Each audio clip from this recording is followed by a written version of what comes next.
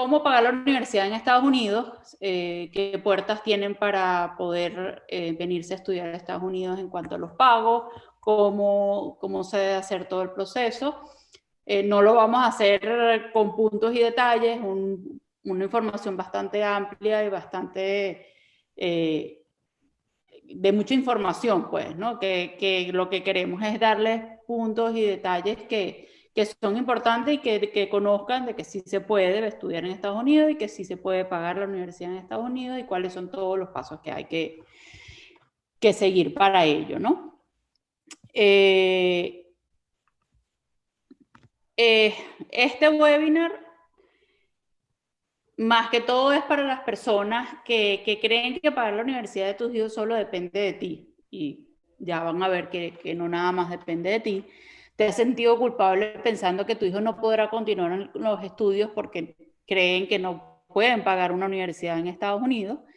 Y te preguntas qué otro trabajo podrías hacer para producir más dinero y pagar la universidad de tu hijo. Bueno, evidentemente eso siempre no se nos va a quitar de la cabeza el pensar cómo poder pagar o qué otro trabajo utilizar, hacer, mejor dicho, para poder pagar la universidad, pero queremos como abrirles bastante la mente en el sentido de que aquí hay muchísimas ayudas, muchísimas formas y no es que sea fácil, pero sí se puede, ¿no? Y se tendría que hacer con tiempo y varias cosas.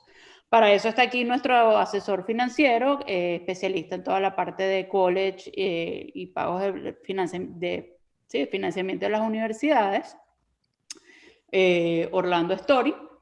Tiene 20 años de experiencia o más de 20 años de experiencia en todo lo que es la parte de finanzas y todo eso, y se certificó en todo lo que es FAFSA y ayudas financieras y cómo ayudar básicamente a los padres y estudiantes, más a los padres por supuesto, a cómo llevar esa carga del pago de la universidad, o sea, qué es lo mejor que se puede hacer cuando estás en high school, cuando ya tu hijo está en high school y te toca el pensar cómo pagar la universidad.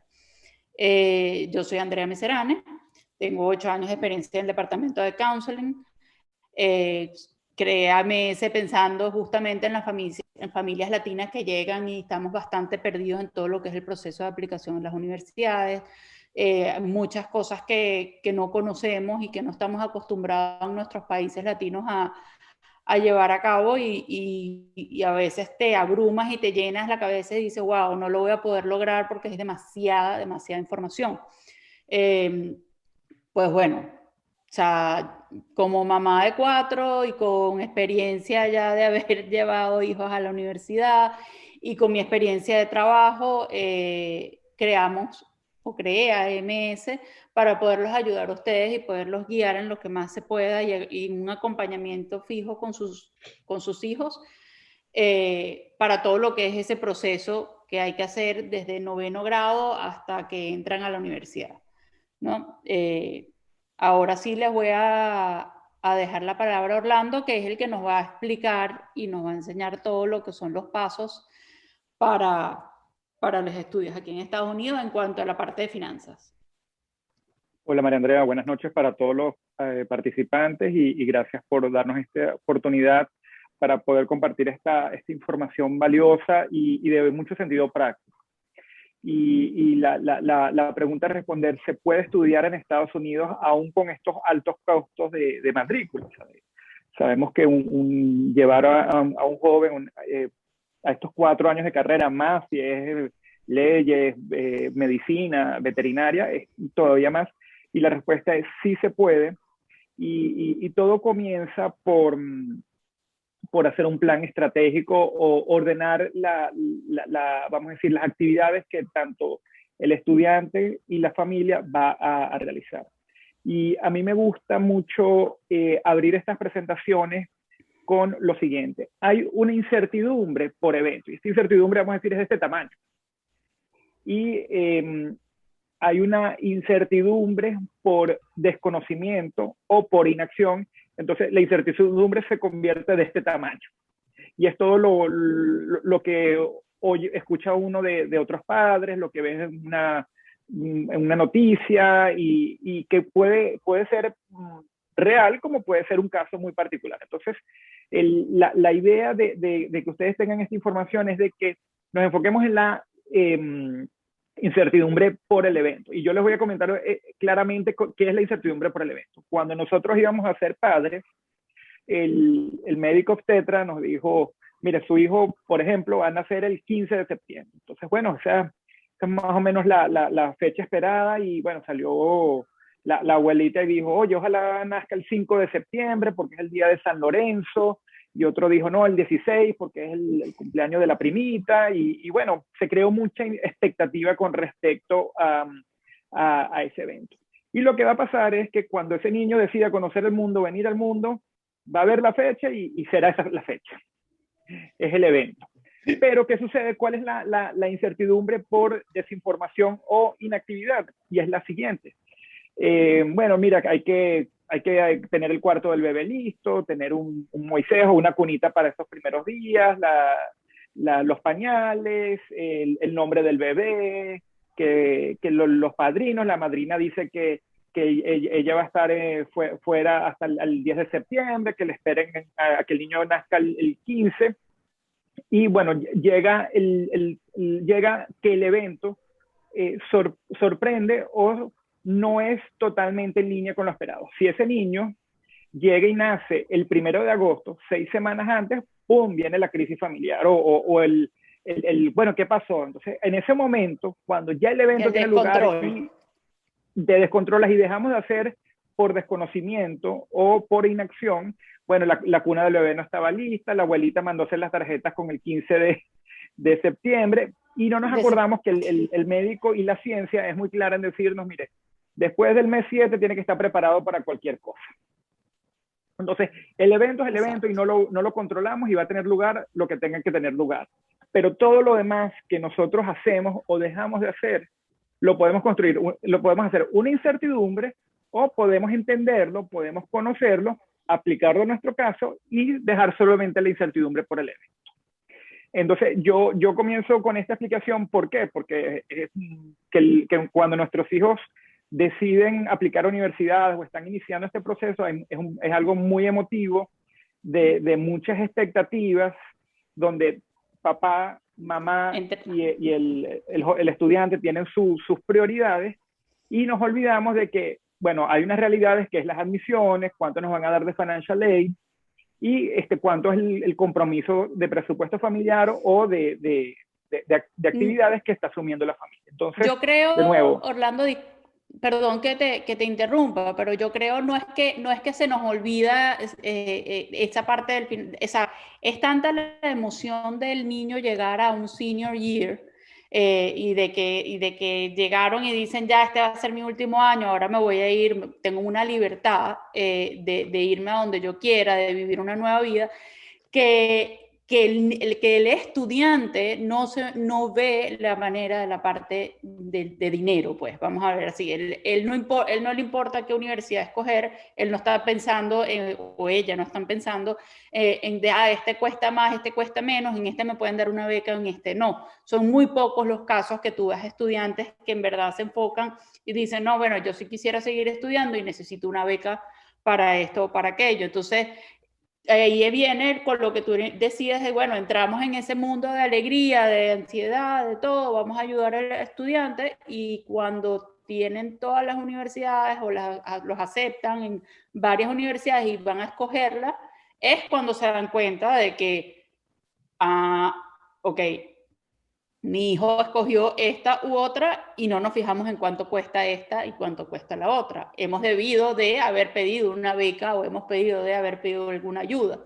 Entonces, en una parte sí, los padres como que al principio entramos en esa emoción del estudiante, pero lo que queremos es básicamente como que no le queremos bajar esa ilusión de sentarnos con ellos y decirles, bueno, pero dime cuánto cuesta esta o cuánto cuesta aquella, ¿me entiendes? Sino uno lo deja y se quiere unir a la emoción de ellos y si lo hacemos muy tarde, podrían venir problemas, ¿no? Exactamente, María Andrea. Entonces, el punto es, hay una incertidumbre que no controlamos Y todo lo demás, en la medida que se manejan las expectativas, se hacen las preguntas correctas y se hace el plan estratégico, se va a poder responder y dejar solo la incertidumbre que tiene lugar. Entonces, por eso que es importante crear un plan estratégico, entender de que no todo depende de ti y tomar las cosas que sí dependen de ti o que sí son información, son recursos, acciones que debes hacer y enfocarte en eso. Entonces, allí es donde vienen los 4 componentes a los cuales recurrir para pagar la universidad.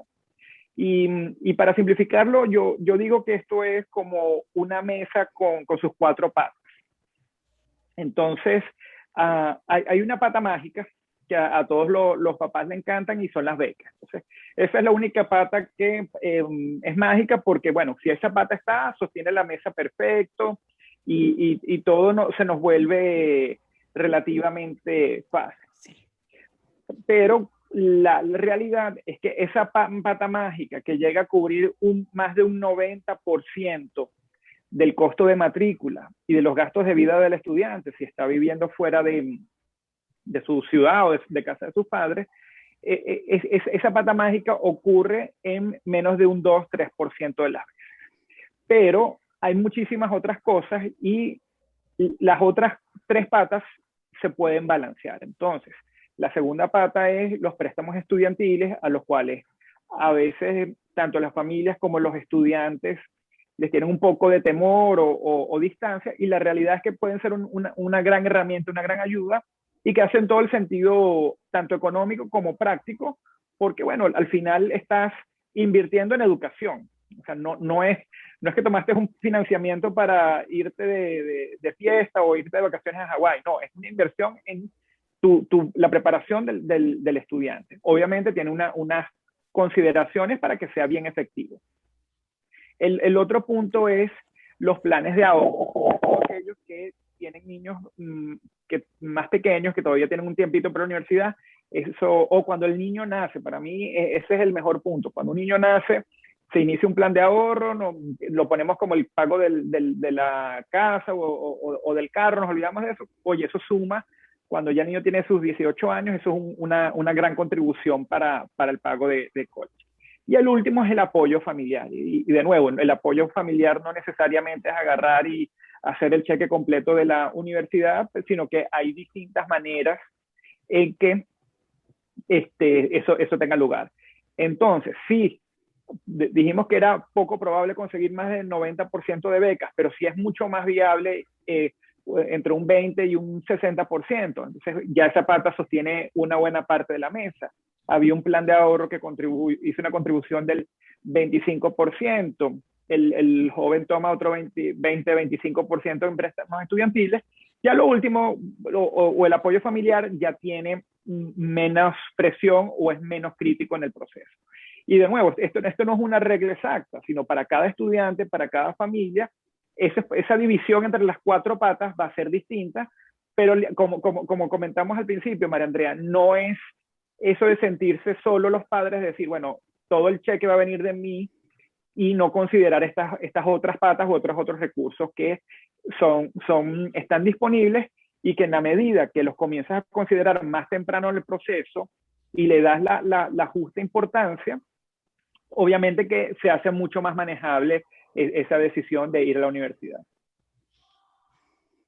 Sí, esas 4 partes son muy importantes. Como dices tú, la beca es la mágica y no es que sea, es verdad que es un porcentaje bastante bajo, pero depende del volumen, ¿no? Estamos hablando de que aquí hay cientos de millones de estudiantes que están aplicando la misma beca y hay millones que se ganan becas. Entonces, sí hay posibilidades de ganártela, pero hay que trabajarlo. Y voy a hacer una anécdota en cuanto a las becas. Bueno, ¿sabes qué? No, lo voy a hacer más adelante cuando hablemos más profundamente de las becas. Oye, María Andrea, me recordaste cuando yo dije que menos del 2-3% consigue becas por más del 90%. Estudiantes que consiguen al menos un 25% es muy alto, ser inclusive casi más del 75-80%. O sea que el mensaje es no es que descartemos las becas o que las becas son difíciles, sino que no puedes depender pagar toda la totalidad de la matrícula o de la inversión universitaria de becas, sino que tiene que ser una parte.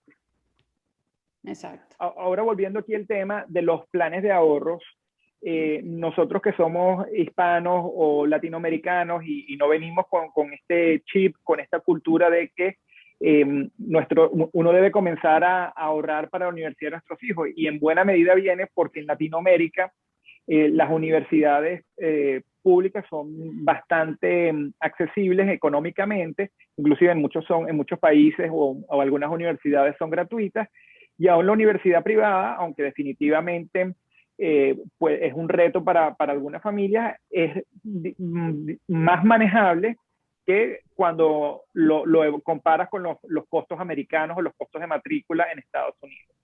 Entonces, el primer mensaje es eso, o sea, no venimos con esa cultura y por lo tanto no lo incorporamos en nuestro quehacer cuando nos mudamos a Estados Unidos o cuando nuestros hijos nacen acá.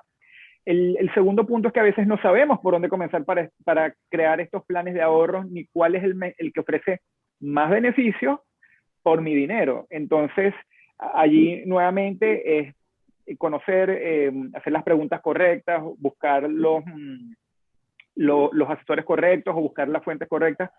Particularmente, tanto yo como en mi oficina buscamos un enfoque que es imparcial, o sea, un programa 529 se evalúa al igual que un Florida Prepaid o que un producto de inversión.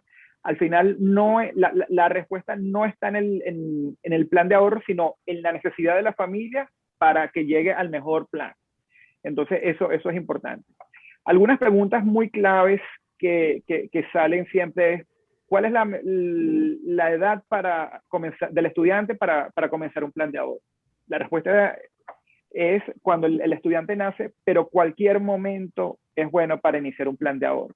Lo que va a pasar es que dependiendo de la edad de los niños, hay unos planes que ofrecen más ventajas o mejores beneficios y hay otros que ofrecen menos. Y obviamente mientras estás más cerca de la ida a la universidad, bueno, ya básicamente allí el efecto multiplicador del plan es menor.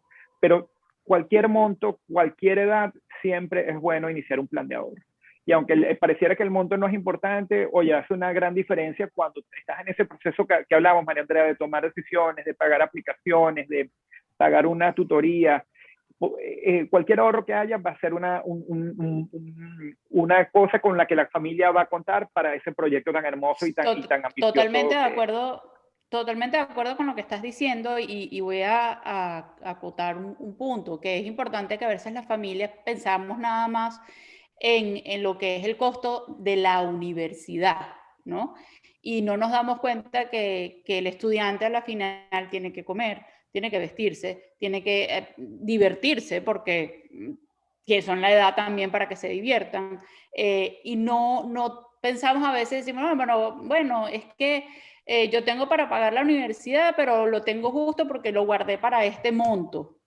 Bueno, pero es que también tu hijo necesita un extra, o tu hija necesita un extra para lo que es el mantenimiento de vida dentro de Estados Unidos, sobre todo los que viven afuera.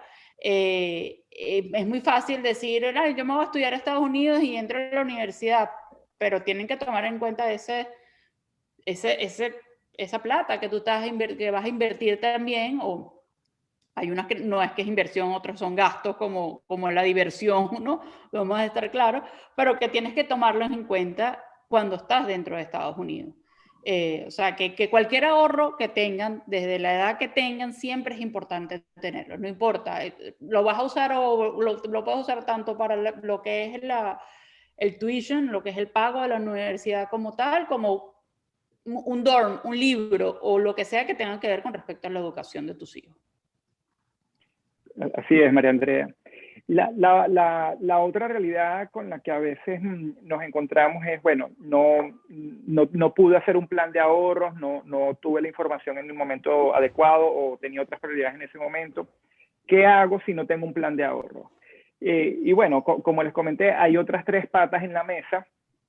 Enfocar mucho la atención, enfocar mucho el enfoque en esas otras 3 patas y bueno, simplemente bueno, dejamos unas oportunidades atrás, pero no hay que ver eso, sino ver hacia adelante y más bien buscar cómo maximizar esas otras patas con las que se cuentan.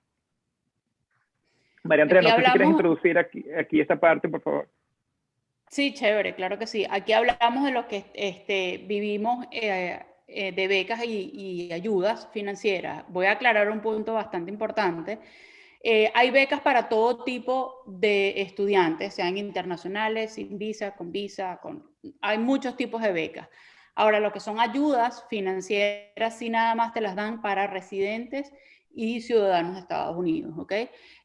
Becas, por supuesto, no todas son para todos los internacionales, hay los que son nada más becas para estudiantes internacionales como tal, y las mismas universidades ofrecen diferentes tipos de becas. O sea, puedes tener becas desde por ser latino, porque hablas español, porque tus padres no viven o porque hay tal cantidad de diferentes tipos de becas que son, bueno, ahorita podría nombrarte cientos y cientos, ¿no? Eh, por eso digo que la posibilidad de pedir becas es bastante amplia. Una de las la anécdota que quería contar es que nosotros una vez nos llamó una institución, porque uno habla mucho del 2%, del 3%, pero no sabemos cuántos son el porcentaje que aplica una beca, ¿no? Y no se crean, en Estados Unidos dejan muchísima gente sin aplicar becas. Y no se pierde porque ese dinero nunca se va a perder, pero hay instituciones como la que nos pasó a nosotros que nos llaman a pedir que por favor apliquen a la beca porque es un monto que ellos tienen y que lo tienen que aportar. Ya sea porque necesitan sacarlo de los taxes, por lo que sea, ya cuestiones de ellos personales que uno no se mete, pero quiero que me entiendan es las posibilidades de amplitud que tienen para aplicar diferentes tipos de becas. ¿Por qué no aplican los estudiantes llegan un momento que dicen, no, nosotros no vamos a aplicar?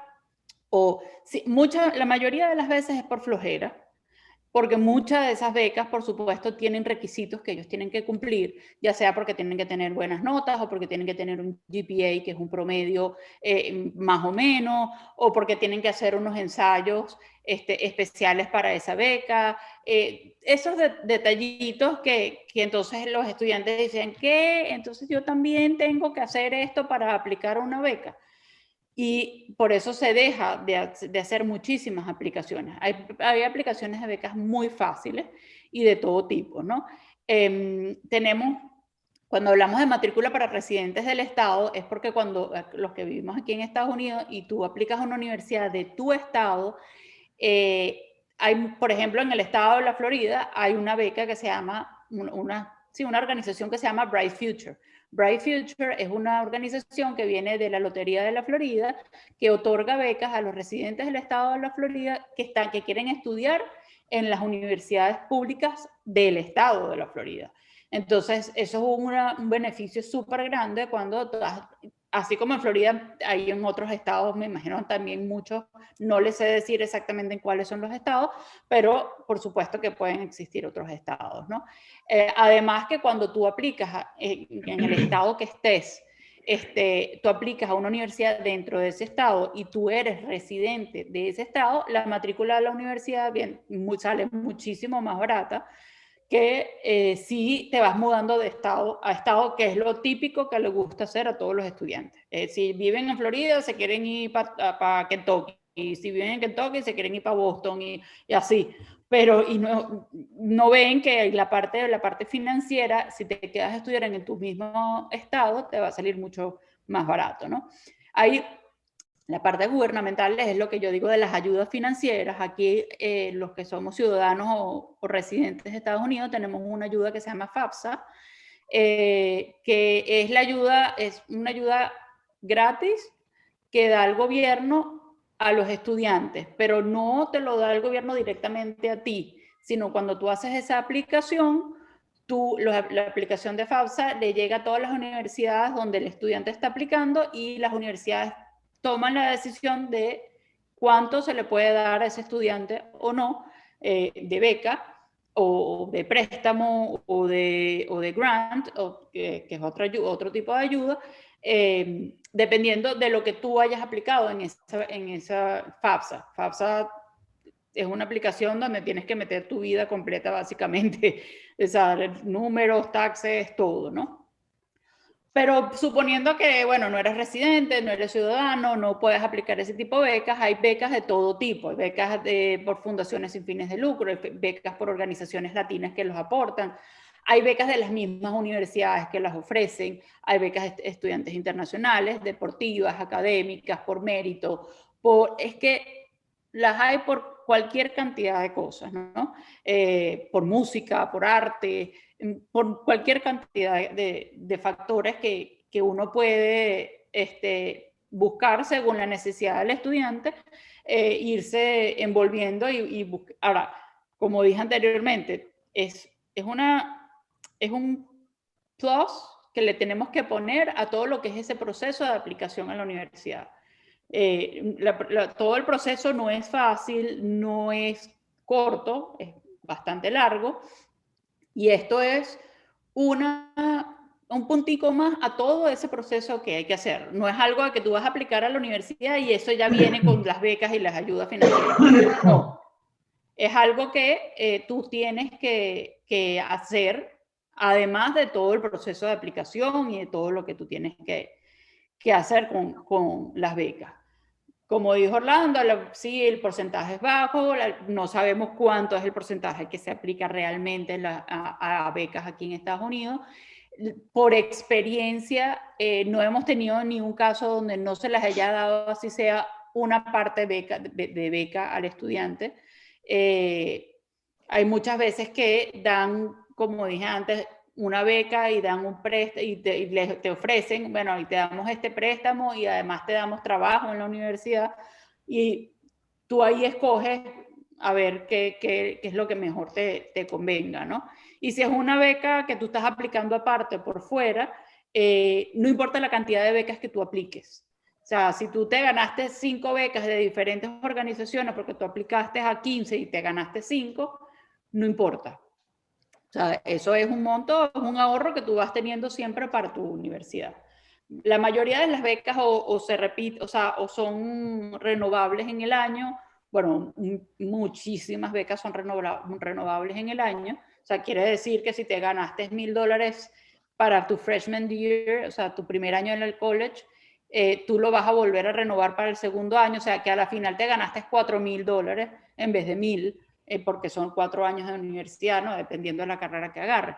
Pero hay muchos tipos de ayudas y becas que no pueden pensar bueno, la universidad cuesta $48,000, no lo puedo pagar. No, hay que buscar ayuda, saber la realidad de lo que yo estoy viviendo en cuanto a mi parte financiera y que básicamente es el trabajo que hace Orlando.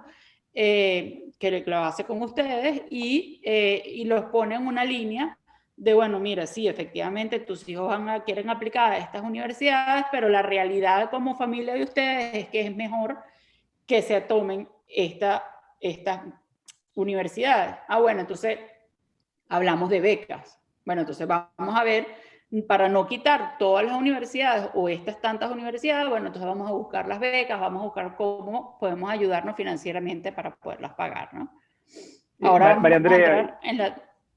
María Andrea, puede ir en las dos direcciones. Te comento dos anécdotas de familias cercanas. A veces también está ese mito de que la universidad pública es más económica que la privada y que solo aplicas a estas universidades. Y te pongo dos casos, y como digo yo, de gente de carne y hueso, o sea, que conozco, tengo familiaridad, en uno estuve muy cerca, en otros no tan cerca, pero sé que fue lo que pasó.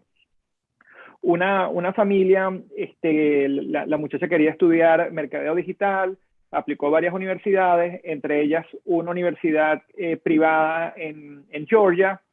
Hizo, como tú bien sabes, hizo todo su trabajo, una muchacha muy enfocada con ese perfil, hispana, vamos a decir, con unos talentos que le eran atractivos a esa universidad. La muchacha llega, aplica y consiguió una beca muy generosa, al punto que esa beca superaba, o mejor dicho, pedía menos dinero de los padres que lo que pedía la universidad pública. Entonces, eso también de limitarse o no considerar las becas dentro de tu proyecto puede hacer que dejes unas muy buenas alternativas por fuera o que te termine costando más dinero sin ser la alternativa que tú quieres.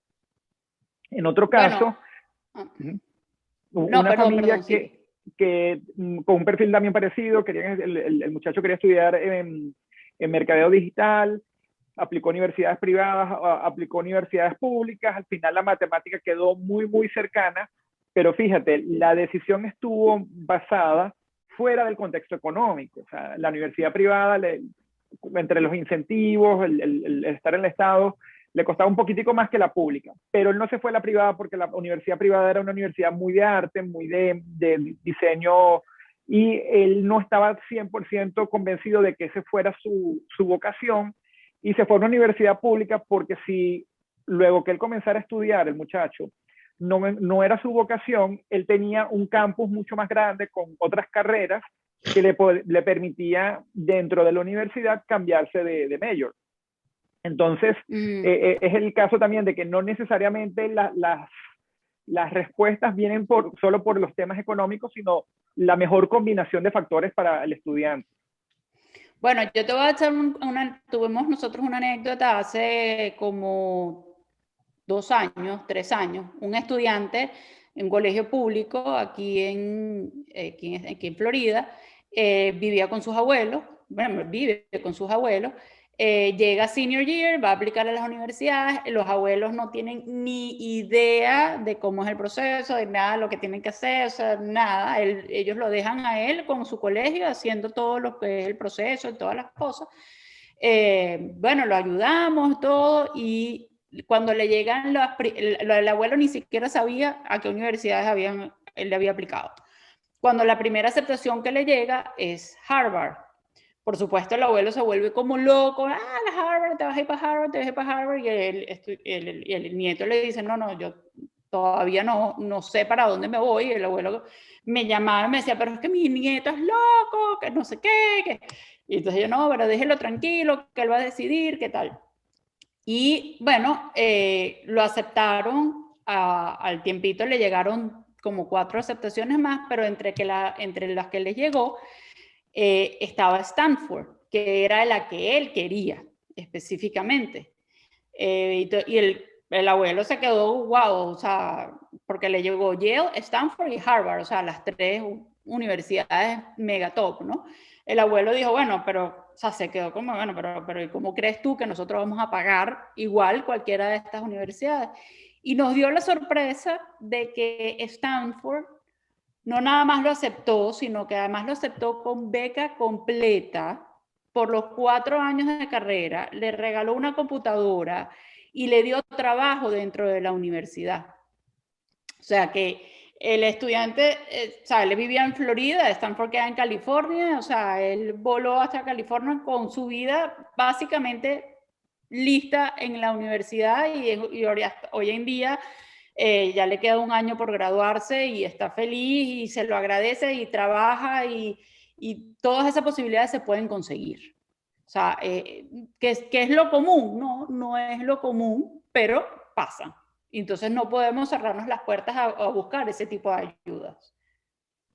Como hablamos previamente, María Andrea, es poco común que haya becas de más del 90%, pero es muy común tener becas del 20 al 60, 70% del costo de matrícula.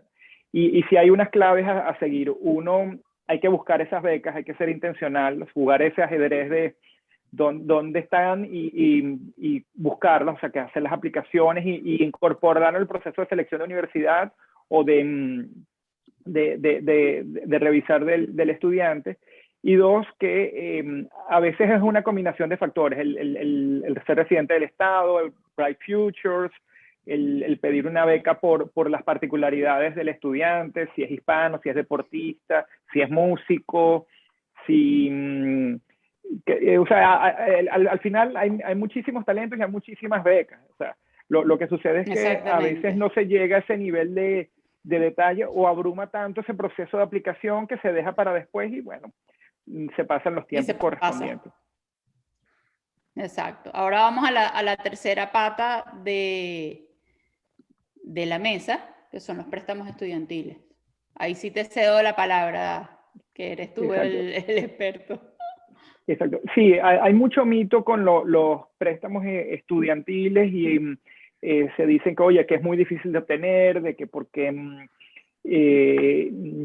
cualquier excusa, cualquier motivo me puede limitar, de que yo ni la familia o el hijo los debe tomar porque eso es una carga muy pesada. Y la realidad es que es una pieza más en la ecuación. Un préstamo estudiantil es una gran ayuda. De nuevo, no lo tenemos que ver como un préstamo por habernos ido a Hawái a la playa. Es un préstamo invirtiendo en la profesionalización, en el modus de vida de ese estudiante. Tomar un préstamo no, de nuevo, no se puede hacer una regla generalizada. Vamos a hablar de casos específicos y reales, y la semana pasada me reuní con una clienta por un tema de retiro y me dijo, mi hijo mayor tuvo $85,000 de préstamos educativos, una cifra que, bueno, uno un poco le puede parecer alta, pero con muchísima naturalidad me dijo, y lo pagó en menos de 8 años de graduado. Y básicamente porque, bueno, hubo un buen retorno a su inversión educativa. Asimismo, la misma señora me dice, y mi hija pagó los $14,000 de su deuda educativa. Ella es maestra en un distrito escolar y obviamente su nivel de ingresos es menor que la del otro joven que trabaja en el sector privado. Entonces, tomar un préstamo siempre hace sentido cuando el retorno a la inversión es coherente. Es decir, no estamos pagando una universidad privada muy costosa para una profesión que, sobre todo en los primeros años, no ofrezca suficiente nivel de ingreso. Y lo que sí hay que tener claro es que el riesgo es, y eso también lo he visto, por cierto, que el estudiante no termine la carrera.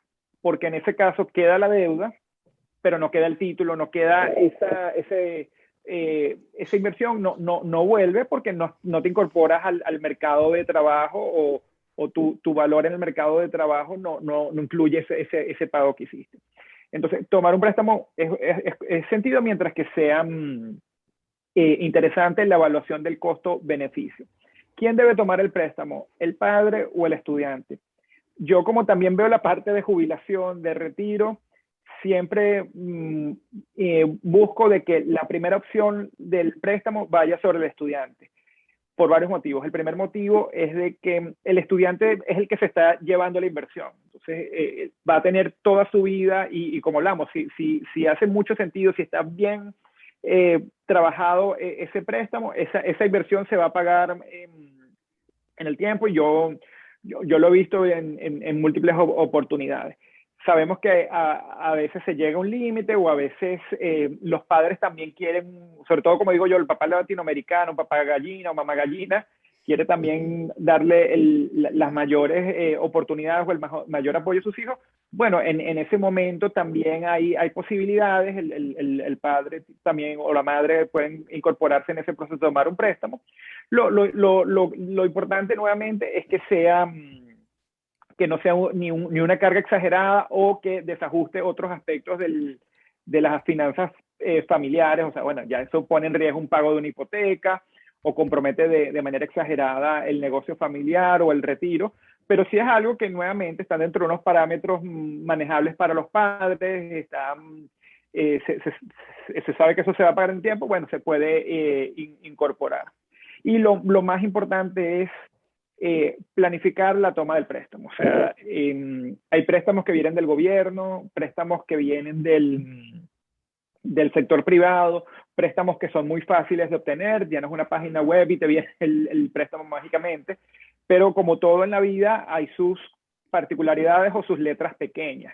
Entonces, obviamente, aquellos préstamos que parecen muy fáciles y que resuelven el problema o la situación muy rápida, posiblemente la tasa de interés es muy costosa, muy alta, posiblemente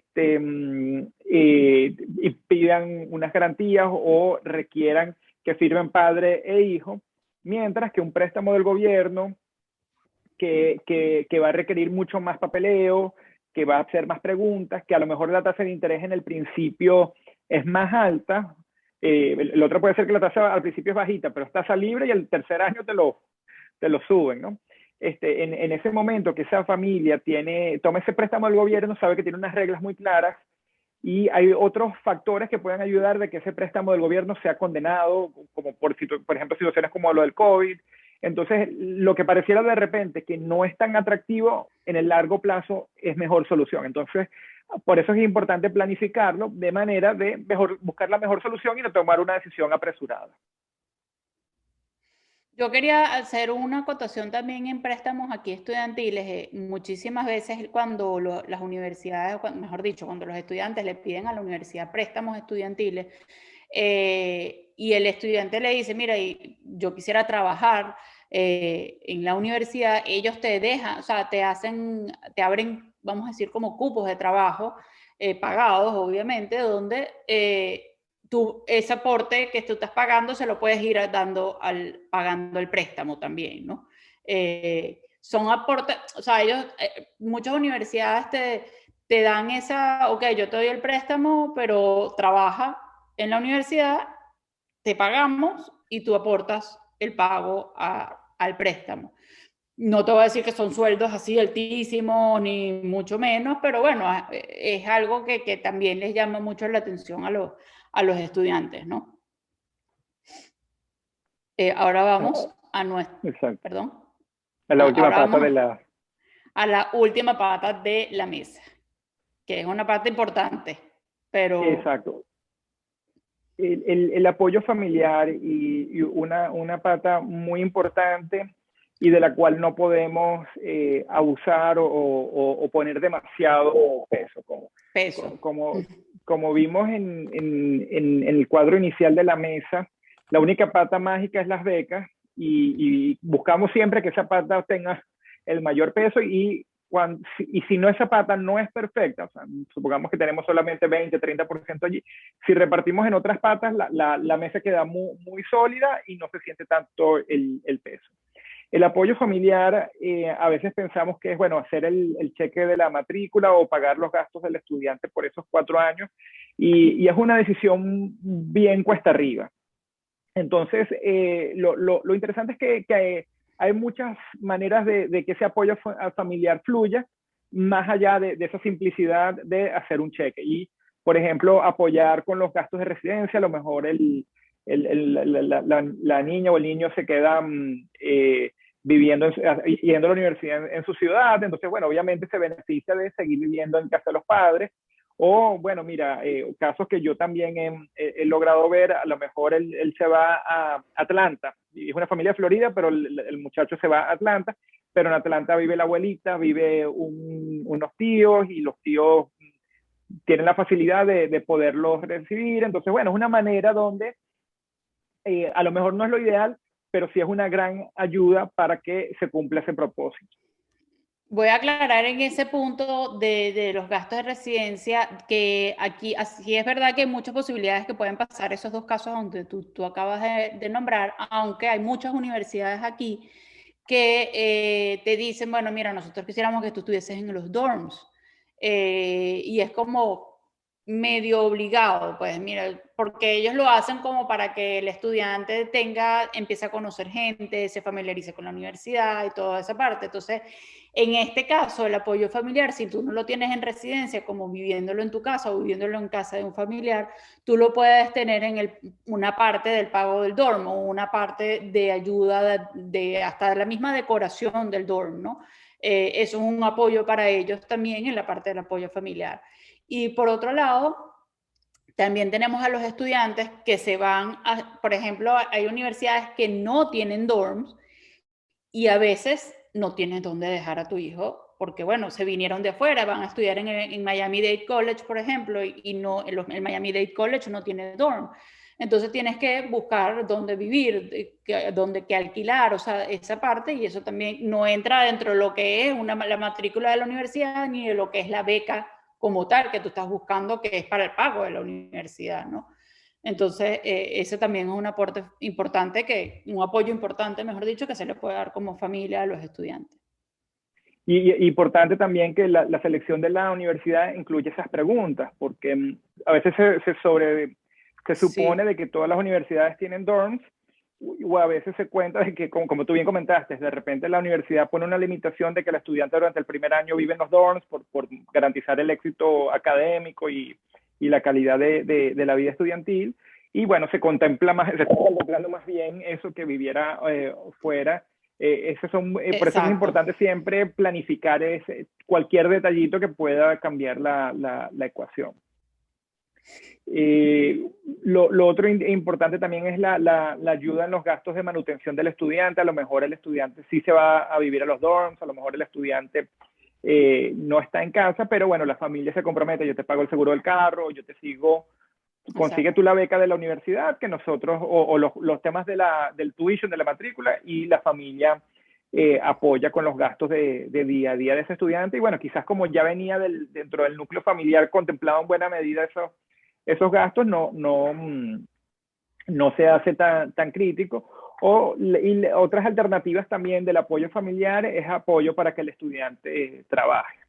Eso lo veo yo con mucha frecuencia. O sea, si el estudiante de repente, como tú comentaste, María Andrea, puede lograr conseguir un trabajo, la universidad dentro de su paquete de admisión le ofrece un trabajo de esos de biblioteca, de trabajar en el campus universitario. Eso es una gran ayuda.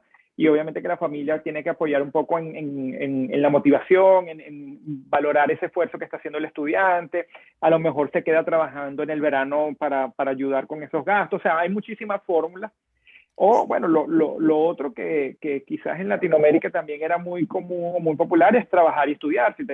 Si la ciudad donde tú vives, donde vas a ir a estudiar lo permite. Entonces, esa es otra manera de que no tenemos por qué cerrarnos a la idea. A lo mejor el primer año no, porque el muchacho todavía está agarrando el ritmo de la universidad, pero a partir del segundo año ya son cosas que vienen naturales, vamos a decir, contempladas, y definitivamente que ayudan en esa pata para que la mesa se sostenga de manera rígida y sin angustias o forzar otra de las cuatro patas.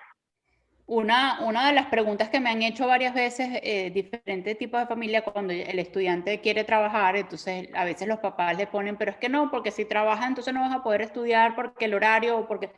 Y aquí eso sí es totalmente abierto. Aquí en las universidades, si tú estás trabajando, tú vas a moldar tu horario de estudio a tu horario de trabajo. Ellos no van a dejar que tú dejes de trabajar para que vayas a estudiar, o no vas a dejar que dejes de estudiar para irte a trabajar, ¿no? Claro, generalmente el horario de trabajo es más cerrado, vamos a decir así, como que, bueno, te tocó trabajar de tal hora a tal hora, no lo puedes mover tanto, entonces tú moldas el horario de los estudios en base a tu horario de trabajo, y se puede hacer perfectamente, no hay ningún problema, no hay universidad que te diga no puedes agarrar, ¿no? Evidentemente muchas veces tienes que agarrar muchos menos créditos universitario en ese año para poder seguir trabajando. Entonces, en vez de graduarte en 4 años, te vas a graduar en 5, te vas a graduar en 6, pero esa parte no es que sea fácil, sino que sí se ofrece y sí se puede hacer, ¿no? Eh, bueno, aquí, como dice Orlando, la mesa queda estable si hacemos todos los pasos y si entendemos que lo tenemos que hacer sobre todo con tiempo también, no dejarlo a última hora, no llegar a buscar ayuda cuando ya tienes todas las listas y lo que tienes que escoger qué universidad va tu hijo, estás un poco como tarde para esa selección, o sea, esa ayuda que tú quisieras buscar en la parte financiera, ¿no? Porque bueno, o dejaste de aplicar a becas, o dejaste de pedir ayuda, o simplemente las 5 universidades que lo aceptaron no te dan para pagar con la parte financiera familiar que cada familia tiene, ¿no? Totalmente, María Andrea. La conclusión es considerar estas cuatro patas de la mesa. Temprano en el proceso va a hacer el proceso mucho más asertivo, o sea, que se enfoquen realmente en los temas importantes. Y como digo yo, hay unas incertidumbres que están presentes, que es donde admiten al muchacho o a la muchacha, donde qué porcentaje de financial aid tengo. Si tú agarras y entiendes que esas son las incertidumbres y todo lo demás, buscas la información, tomas las cuatro patas de la mesa, tienes las conversaciones familiares, vas buscando las respuestas y las alternativas que más te funcionan a la familia y a ese estudiante, vas reduciendo las incertidumbres y lo que haces es enfocarte para tener el éxito en los puntos donde no tienes las respuestas, sino hasta que lleguen las cartas de las universidades. Exactamente. Por supuesto, aquí hicimos ahorita con Orlando una mesa donde explicamos todo lo que es la parte financiera, pero no hay que confiarse porque eso no es lo único que va a necesitar tu hijo. Tu hijo también necesita la orientación académica para presentar todos los exámenes que necesita en todo el proceso. La orientación vocacional lo agarramos generalmente desde noveno grado y por eso nosotros trabajamos con los estudiantes desde noveno grado. No quiere decir que no lo agarremos 10, 11 o 12. Nos gusta agarrarlo temprano por básicamente llevarlos y orientarlos en que, bueno, qué te gusta, qué no te gusta y poderlos ayudar en las electivas y en esa parte, todo ese proceso de high school. Aplicaciones a las universidades, que es el fuerte, el proceso más largo. No estás aplicando desde noveno, pero sí estás creando una mesa bastante estable para poder el senior year o un doceavo, que es el cuarto año donde estás en high school, poder aplicar a las universidades con más seguridad y con más fuerza y con todos los procesos mucho más claros, donde nosotros seguiríamos apoyándote y seguiríamos llevándote hasta que te vayas a la universidad. Y la orientación financiera, que es lo que acabamos de hacer ahorita y que es lo que Orlando nos asesora, nos ayuda y estaría con ustedes en todo el proceso. Este es nuestro trabajo, es acompañar al estudiante, es guiarlo, es llevarlo a la mejor forma donde el estudiante al estudiante quiera llegar y sobre todo ayudar a las familias a que, sobre todo cuando llegan en senior year o el 12º año, es un año bastante pesado, muchísimo trabajo, muchísima ansiedad, muchísimos nervios, pero al mismo tiempo es un año divertido, un año en donde el estudiante tiene que conocer lo que tiene a su alrededor, donde el estudiante va a sentir que va a ser libre, entre comillas, porque generalmente nosotros los latinos no los dejamos tan libres cuando se van, pero ellos a la final van a vivir solos y uno lo tiene que entender y uno tiene que aprender a cortar cordones umbilicales. Por experiencia propia, por más de que tu hijo se vaya y vuelva y se vuelva a ir y se vuelve a venir, cada vez que se va es un cordón umbilical que no terminas de cortar. O sea, nosotros como latinos somos así. Habrán los que más, habrán los que menos, pero es el común denominador de un latino, ¿no? Y entonces yo soy de las que, o nosotros en AMS somos los que pensamos en que ese estudiante tiene que ese último año sentir ese apoyo familiar lo más que se pueda. No es imponerle, sino aconsejarlo y guiarlo a que estos 4 pasos se hagan y nosotros y ustedes como familia entender que se tiene que crear esa mesa para que a la final tomen las mejores decisiones para el futuro de su hijo y para el futuro familiar de ustedes, ¿no? Nosotros podemos ayudar, esto es lo que nosotros hacemos en AMS, los acompañamientos, tenemos reuniones introductorias con la familia de 45 minutos, después se habla, el counselor o la counselor es la que habla directamente con el estudiante. Yo no soy counselor, yo soy asesora, yo me encargo más de toda la parte con la familia y la parte de las becas y cosas más de papeleo, ¿no? La counselor se dedica al estudiante y hace todo lo que es el proceso que él tiene que hacer para finalmente aplicar a la universidad. Se ayuda en las asistencias de búsqueda de programas de verano, que eso también lo puedo hacer yo. Lo hacemos generalmente la counselor y yo juntas porque es dependiendo de la necesidad del estudiante, lo que ellos quieran. Se ayuda en las cartas de recomendaciones, a quién pedírselas, cómo pedírselas. Hay muchos puntos donde no lo hacemos nosotros directamente, sino es el colegio el que se tiene que encargar de hacer los trámites para mandar las cartas de recomendación, por ejemplo, o para mandar los transcripts, que serían las notas, tenerlas que mandar a la universidad. Eso no nos las encargamos nosotros, pero sí estamos como que dándole al día para que el estudiante esté pendiente de todos los pasos que tiene que cumplir, ¿no? Ayudamos a todo lo que son los essays, que son los ensayos que ellos tienen que hacer y preguntas que tienen que contestar que les hacen las universidades, asesorías, asistencia de búsqueda de soporte financiero, que son las becas, cuando no son estudiantes ciudadanos o residentes, ese trabajo es un poquito más fuerte porque depende del estudiante y del estatus del estudiante. Nosotros tenemos que hacer una lista especializada en lo que él quiera estudiar y buscar la cantidad de becas que se puedan aplicar. La asesoría financiera con Orlando, que los pueda guiar ya más personalmente una hora. Para los que necesiten asesoría migratoria, tenemos 30 minutos también en el paquete para los que necesitan esa parte de ayuda con una abogada migratoria especializada en el tema, y todo lo que es el proceso y el seguimiento con la counselor en todas las actividades durante los 4 años o durante el proceso, o si lo agarramos desde senior, durante todo el año de senior con el estudiante, hasta un poquito más allá desde que se gradúen, porque a veces nosotros los ayudamos también a entender qué se llevan para la universidad, dónde comprarlo, por qué llevar esto y por qué no llevar aquello, cómo lavar la ropa. Nosotros vamos a empezar a tener lives donde les vamos a enseñar a los estudiantes desde cómo lavar la ropa, qué comer cuando están fuera de la universidad, ese tipo de cosas. Ya cuando el estudiante entra a la universidad, ya ahí terminamos nuestro trabajo y los dejamos libres completamente.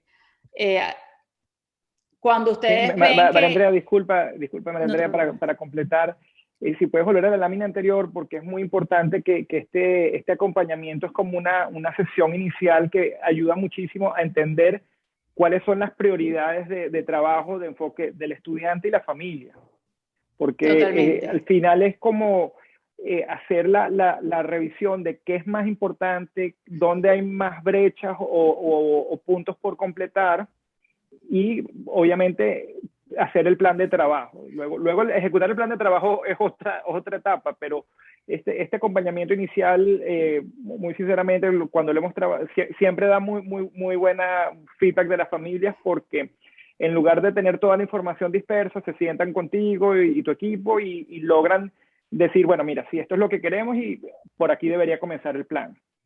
Exacto, así tal cual es, Orlando, y nosotros, por ejemplo, en AMS decimos que no me gusta decirlo así, pero por nosotros empieza la inversión. A veces muchas personas, muchas familias no entienden por qué contratarnos a nosotros si lo pueden hacer ellos solos o lo que sea, y después que están metidos en todo el proceso dicen, ¿ahora qué? O sea, necesito a alguien que nos apoye. Entonces, no es que los vamos a dejar sueltos porque me pidas ayuda tarde, por supuesto que no, pero si hubiésemos agarrado con tiempo y hubiésemos hecho la inversión un poquito antes, el final de la inversión que tu hijo lo vas a tener en la universidad y lo vas ese retorno, como dice Orlando, de la inversión lo vas a ver en el futuro. O sea, siempre lo vas a ver en la felicidad de tus hijos. Es una de las cosas más agradables que te puede hacer en la vida, cuando tu hijo te llama y te dice, mami o papi o abuelo o abuela o quien sea, estoy contento, estoy feliz, me levanté a ir para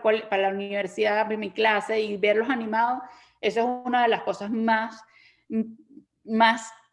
felices que te puede hacer como padre, ver que tu hijo está en el camino donde él se vea así, ¿no? Tan agradable y tan tranquilo. Terminas durmiendo con muchísima tranquilidad, se lo digo por experiencia propia. Y es otro de tus hijos de college, porque para ustedes es así la visión. Sí, sí, completamente. Y cuando los ves así como vemos en estas imágenes y los ves contentos y caminando, y tú los vas a visitar y casi que se mueren por enseñarte la universidad, enseñarte los cuartos, enseñarte los amigos, y mami, vamos a cenar con ellos en la noche y te voy a presentar a no sé quién, y, ¿sabes?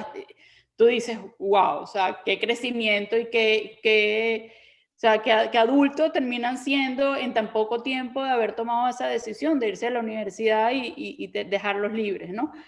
A veces los quieres medio agarrar y aguantarlo demasiado, pero bueno, no, la vida es así, ¿no? Estos son dos de nuestros testimonios que escogimos para ponerlos en esta lámina. A los dos les dieron becas. A los dos entraron a la universidad que ellos querían, su primer choice que pusieron en su lista. Y bueno, ya están en clase, ya arrancaron, están súper contentos. Y aquí les dejo mi número. Me pueden escribir para cualquier consulta. Me gusta hacer las reuniones por teléfono con calendario, o sea, no, sino arreglar una llamada, coordinar una llamada y con muchísimo gusto los atiendo y oigo las necesidades de cada uno. Por supuesto, si tienen cualquier pregunta ahorita, tanto para mí o como para Orlando, les dejamos los micrófonos abiertos para que pregunten, o lo pueden preguntar también por el chat, si quieren, y se las contestamos. Sí, bueno, yo tenía una aclaratoria. Por lo que entendí, si no eres residente, no puedes pedir préstamos financieros, ¿no? Ni siquiera a una institución bancaria. No puedes pedir préstamos Estudiantiles. Sí, no puedes pedir ningún tipo de préstamos. Bueno, Orlando, mejor aclara tú más ese punto. Lo que no puedes pedir son becas. Becas de FAFSA o que vengan del gobierno, no okay. Puedes pedir. Pero préstamos, no sé. Sí, como tú bien comentaste, María Andrea, becas no, porque eso es principalmente enfocado para residentes y ciudadanos. Igual que préstamos gubernamentales también tienen esa restricción. Existen préstamos para no ciudadanos ni residentes, pero también depende vamos a decir, de la particularidad tanto del estudiante como de la familia. Por ejemplo, hay papás que están con visa H u otro tipo de visa, no son todavía residentes, o permisos de trabajo, no son todavía residentes, no son todavía ciudadanos, pero pueden entrar a tener préstamos con relativamente buenas condiciones. Cuando es internacional, allí es un poco más complicado porque es más estricto, pero también hay alternativas. Perfecto. Si tienen alguna otra pregunta. Yo tengo otra preguntita, disculpe el abuso, ¿no? Pero no, la que quiera. Mi hija, no, yo vivo aquí en Miami, ¿no? Ella tiene becas, gracias por Bright Future. Ella está estudiando Biology, y entiendo que es por 4 años, ¿no? La beca. Pero ella quisiera continuar la carrera de medicina. ¿Es posible esta Bright Future extenderla para la próxima carrera o ella muere Bright Future allí? Sí se puede aplicar, como ella entraría en otra carrera y en otra universidad, sí puedes seguir pidiendo Bright Future, o sea, puedes renovar, no lo vas a renovar porque no estás dentro de la misma carrera, ¿me entiendes? Pero sí se puede pedir otra vez una beca de Bright Future. Okay, perfecto. No sé si te dan la extensión de la beca ya existente o tendrías que volver a hacer tu aplicación normal. Es una aplicación súper fácil, porque si ya ustedes lo hicieron, se dan cuenta que sí. Es una aplicación sumamente fácil. Lo importante es el proceso, María Andrea, que no es una renovación, sino quizás es un proceso nuevo. Exacto. Sí, porque como es una carrera nueva, te lo van a tomar como un estudiante que está entrando ahorita a la universidad, pues, o sea, ¿me entiendes? Perfecto, gracias. No te preocupes. Y si tienes otra, no importa. Puedes preguntar todas las que quieras. No, esa era la que tenía en mente de preguntar. Ok. Andrea, yo tengo una pregunta. Soy Marisol. Mis 2 hijos son americanos, pero nosotros vivimos ahorita en México. ¿Qué tan conveniente para el pago de las universidades y para, digamos, los financiamientos como residentes sería que ellos fueran a ser parte de su high school en Estados Unidos? Ahorita uno acaba de pasar a 9º y el otro a 10º. En la parte de préstamos como tal, Marisol, le dejo a Orlando que tome la palabra, pero ya ellos, al ser ciudadanos americanos, tienen todos los privilegios de ciudadanos americanos, no importa en qué parte del mundo vivan. Sobre todo, o sea, ellos pueden aplicar FAFSA estando en otro país. Sí, se me fue. Estando en México. Por supuesto, en el caso de FAFSA, piden que los padres hayan pagado taxes. Entonces, ahí ya tendrías, si ustedes no pagan taxes aquí en Estados Unidos o algo, ya ahí tienes, eso te lo dejo a ti, Orlando, si puedes explicar esa parte. Sí, al ser ellos ciudadanos estadounidenses van a tener un acceso a diferentes ventajas y beneficios. Si hay un tema vamos a decir, del llenado de la aplicación FAFSA, que tendré que revisarlo, es un caso que realmente, el último que tuve hace mucho tiempo y no recuerdo las particularidades, pero en general sí van a tener buenas ventajas y eso les va a funcionar bien. Inclusive la parte de préstamos, como hablamos, para los ciudadanos, van a tener un acceso más directo a obtener financiamiento. María Andrea, una cosa para que tú me completes, por favor, mi experiencia con los estudiantes a la hora de aplicar respecto a hacer high school en Estados Unidos o hacerlo en su país de origen, o vamos a decir el país de origen de los padres, es que cuando tú obtienes un título de un país que no es de habla inglés, tienes que presentar el TOEFL, y quizás puedes tener un poco más de ventaja porque estás compitiendo como con unas diferencias respecto al americano promedio. Entonces, en algunos casos puede sumar, en otros casos puede restar. Entonces, María Andrea, confírmame con lo que yo he visto, pero esa es mi experiencia. Sí, es así, es tal cual como tú lo estás diciendo. De hecho, la mayoría de las universidades tienen un porcentaje guardado para los estudiantes. O sea, tienen como que del 100% de aceptaciones que ellos tienen un porcentaje para estudiantes internacionales. Y entonces, el volumen de estudiantes internacionales siempre es menor, perdón, a la cantidad de estudiantes que aplican siendo ciudadanos residentes. Entonces, pero en el caso de los hijos de Marisol, ellos son ciudadanos, aplicarían como estudiantes ciudadanos en Estados Unidos. Marisol, la única ventaja que tendría de que ellos se vinieran a vivir para acá o a estudiar los últimos 2 años aquí es que si se viniesen en el estado de la Florida, tuviesen la oportunidad de aplicar a Bright Future. Si ellos no están en el estado de la Florida, es un tipo de beca que ellos no pueden aplicar, siendo ciudadanos americanos, ¿ok? Porque corresponde a ser nada más residentes del estado de la Florida, pues, ¿no? En el caso de la Florida. Del resto, o sea, ya son ciudadanos, ya tienen, en cuanto a becas, ya tienen muchísimas puertas abiertas en general, ¿no? Y el FAFSA, bueno, como te dice Orlando, sí habría ahí un huequito de que, bueno, ¿y cómo se hace en este enlace de FAFSA? Pero de resto tienes todas las posibilidades de que ellos estudien. Muchísimas gracias. Sí, mil gracias. No te preocupes. Una preguntita con respecto a esto de la circunscripción de los factoring o de los préstamos, ¿cómo se llama? De los planes estos estadales. Yo tengo entendido que hay estados que hacen convenios con otros estados para que sea válido en otros territorios si el muchacho decide no quedarse en el estado de origen. Mi pregunta, usted sabe, para Andrea, si el estado de la Florida tiene ese tipo de convenios con algún estado americano de la Unión.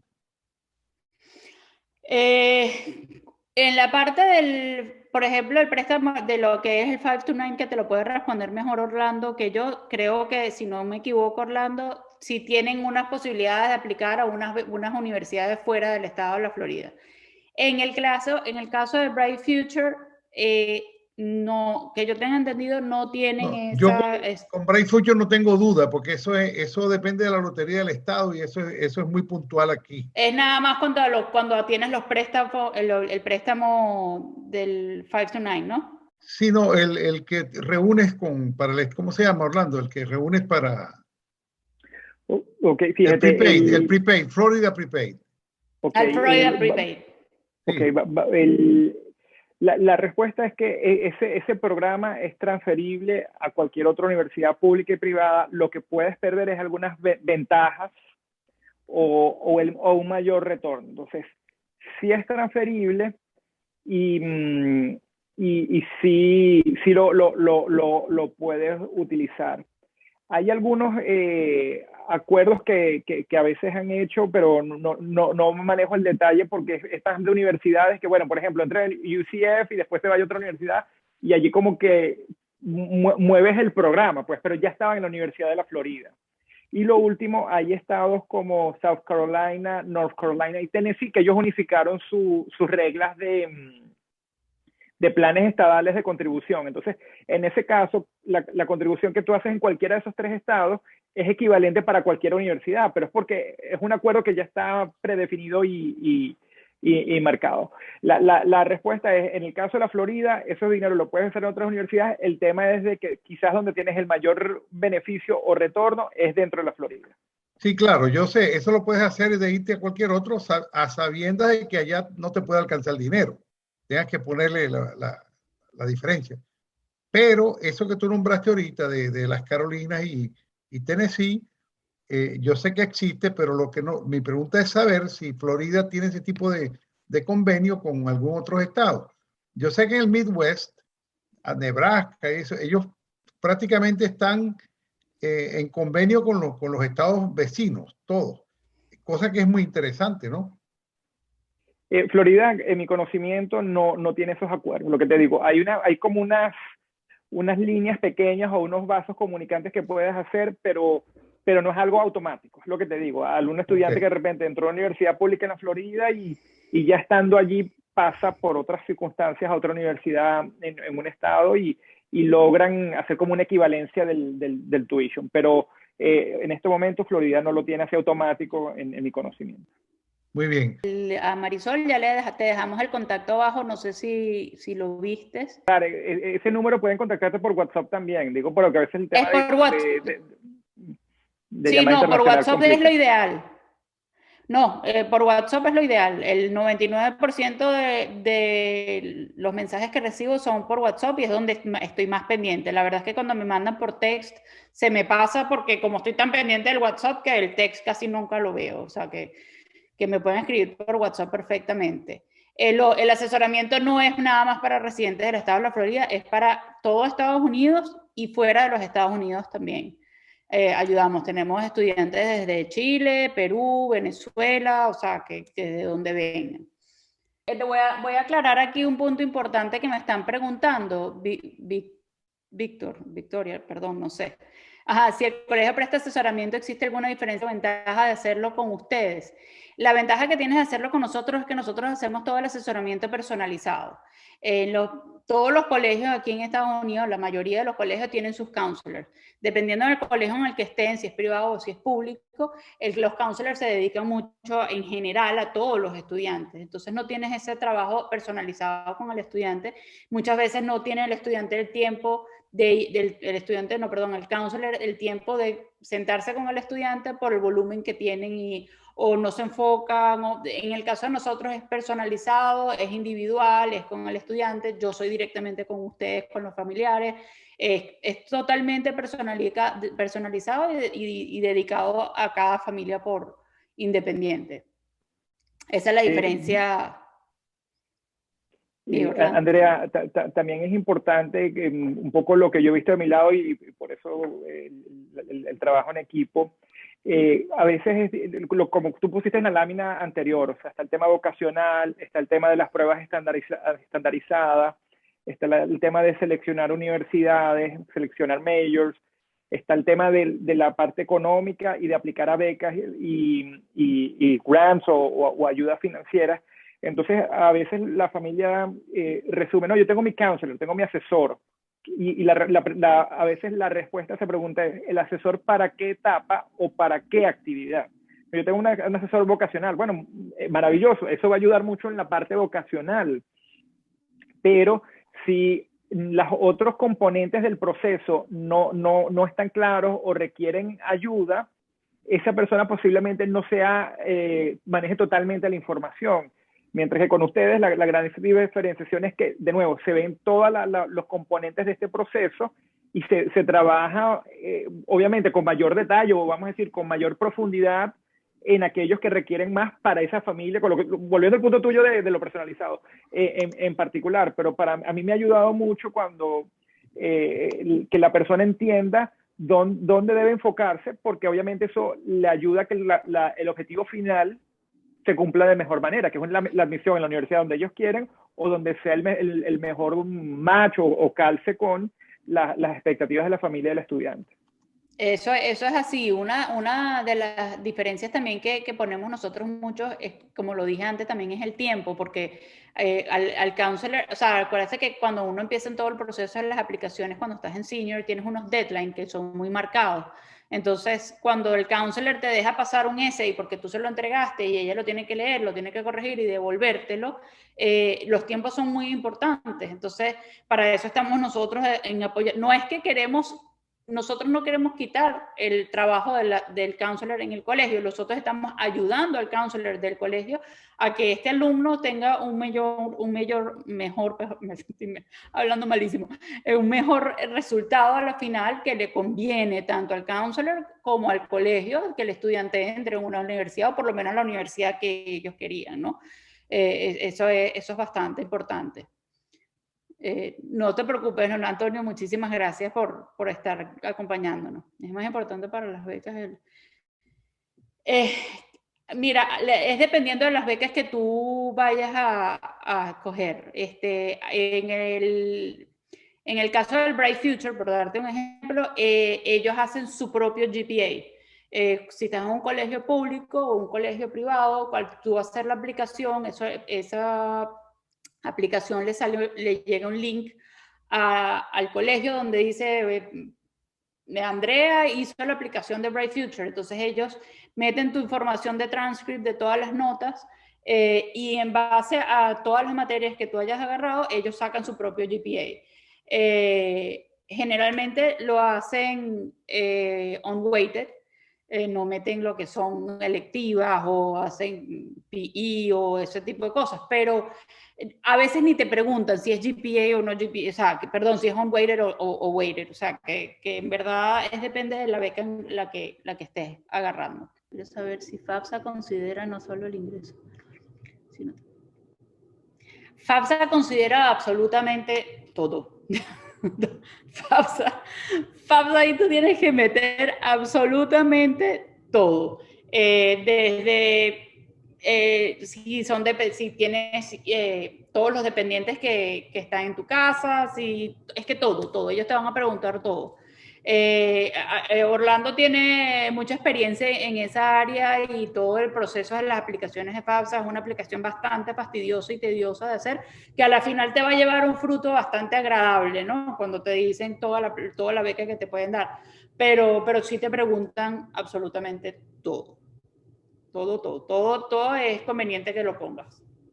Es así, sorprende el nivel de detalles que a veces solicita, inclusive planes de ahorro o activos que, vamos a decir, la familia no cuenta directamente, tienen un factor o los consideran como que sí, son posibles para esta etapa de college. Y al final el FAFSA también es una fórmula o un algoritmo matemático que no solamente considera el ingreso, sino estas otras premisas y con base a eso puede estar a favor o no estar a favor. Entonces es un poquito complicado y a veces es hasta aleatorio la respuesta o los rangos que se obtienen.